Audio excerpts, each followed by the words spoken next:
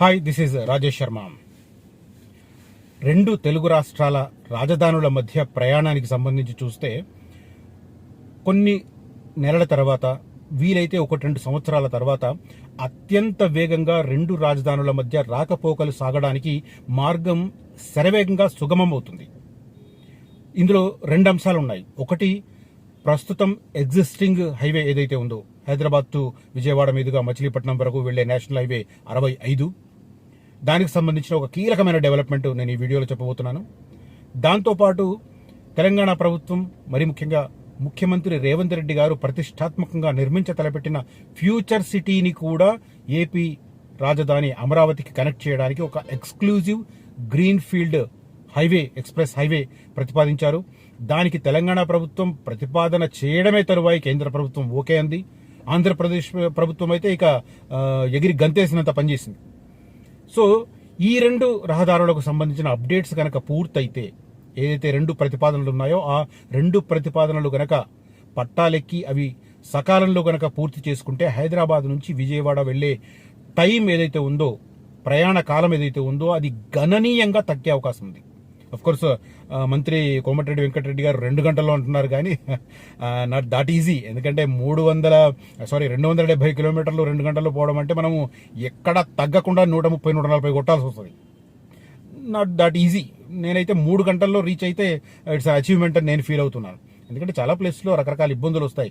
పూర్తి స్థాయిలో ఎలాంటి అవాంతరాలు లేకుండా ఉండాలంటే ఎక్స్క్లూజివ్గా ఈ పక్క నుంచి ఆ పక్క నుంచి ఎలాంటి పశువులు కానీ, ఎలాంటి అడ్డగోలుగా వచ్చే వెహికల్స్ కానీ రాకుండా పూర్తి స్థాయిలో ఫెన్సింగ్ చేసి రహదారులను నిర్మిస్తే తప్ప ఆ స్పీడ్ మన రోడ్ల మీద మనం మెయింటైన్ చేయలేం. నిజానికి గత 10-15 సంవత్సరాలలో దేశంలో రవాణా వ్యవస్థ, మరి ముఖ్యంగా జాతీయ రహదారుల వ్యవస్థ అద్భుతంగా మారిపోయింది. మా ఊరు దోమకొండ, నేను హైదరాబాద్కి వచ్చిన కొత్తలో 94లో బస్సు ఎక్కితే 4 గంటలు పట్టేది. మా ఊరు నుంచి ఇక్కడికి ఎగ్జాక్ట్లీ 102 కిలోమీటర్లు ఉంటుంది. 102 కిలోమీటర్లు 4 గంటలు ప్రయాణం చేసేవాళ్ళం బస్సులు. ఇవాళ గట్టిగా కొడితే ఇంకా ఈ మేడ్చల్ దగ్గర ఫ్లైఓవర్ కన్స్ట్రక్షన్ వల్ల చాలా ఇబ్బంది అవుతుంది, కానీ మేడ్చల్ దగ్గర ఫ్లైఓవరు, తర్వాత కొంపల్లి దగ్గర ఫ్లైఓవరు, తర్వాత ఈ సుచిత్ర దగ్గర ఫ్లైఓవర్ కనుక పూర్తయితే ఎగ్జాక్ట్ గంట 10 నిమిషాల్లో మా ఊర్లో ఉండే పరిస్థితి వస్తుంది. మేబీ త్వరలో ఆ పరిస్థితిని చూస్తాను అనుకుంటున్నాను నేను. రైట్, అది పక్కన పెడితే ఇప్పుడు ఈ 2 హైదరాబాద్ విజయవాడ మధ్య, హైదరాబాద్ అమరావతి మధ్య ఈ ట్రావెల్ తగ్గించడానికి 2 కీలకమైన ప్రతిపాదనలు. ఒకటి, విజయవాడ హైవే ఎగ్జిస్టింగ్ ఏదైతే ఉందో జాతీయ రహదారి 65, దాన్ని విస్తరించబోతున్నారు. దానికి సంబంధించిన కీలకమైన డెవలప్మెంట్ ఏంటంటే 6,250 కోట్ల రూపాయలు. మళ్ళీ నిధులు అని కొంతమంది కామెంట్లు చేస్తుంటారు. ఇది సెంట్రల్ గవర్నమెంట్ చేస్తుంది. ఓకే, 6 లైన్లకు విస్తరణ.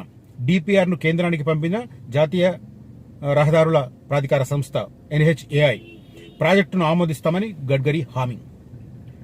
విజయవాడ నేషనల్ హైవే 65 విస్తరణకు ఈ నెలాఖరు లేదా వచ్చే నెలలో టెండర్లు పిలవబోతున్నారు. ఇది కీలకమైన అప్డేట్. ప్రస్తుతం 4 లైన్లుగా ఉన్న ఈ హైవేను 6 లైన్లుగా విస్తరించబోతున్నారు. ప్రాజెక్టుకు సంబంధించిన డీటెయిల్డ్ ప్రాజెక్టు రిపోర్ట్ని కేంద్రానికి పంపించారు national highway authority of India అధికారులు. సో అది 6,250 కోట్లు ఖర్చు అవుతుందని చెప్పి అంచనా వేశారు. ఇప్పటికే చాలా చోట్ల ఆ రహదారి మీద హైవే, మన ఫ్లైఓవర్లు కానీ ఇట్లాంటివి కట్టినప్పుడు, బైపాస్లు కట్టినప్పుడు ఆల్రెడీ వాటికి 6 లైన్స్ చేశారు వాటిని. సో ఇప్పుడు దానికి అప్రూవల్గా ఇది నడుస్తుంది అనమాట.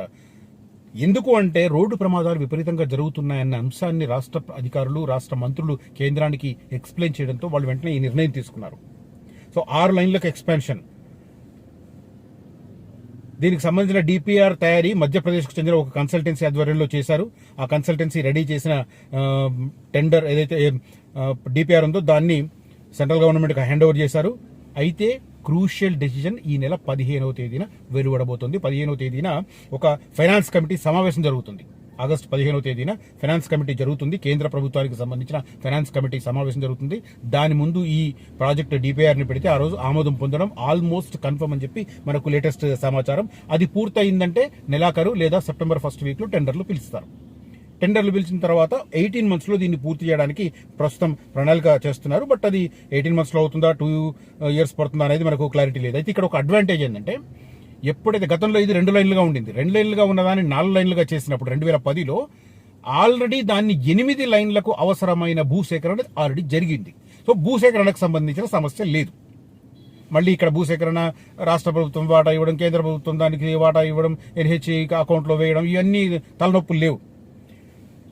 ఎక్కడి నుంచి అంటే దీంట్లో ఇంకొక ఇది కూడా చెప్తాను నేను. చంద్రబాబు కోరిన దాన్ని కూడా మార్పులు చేశారు.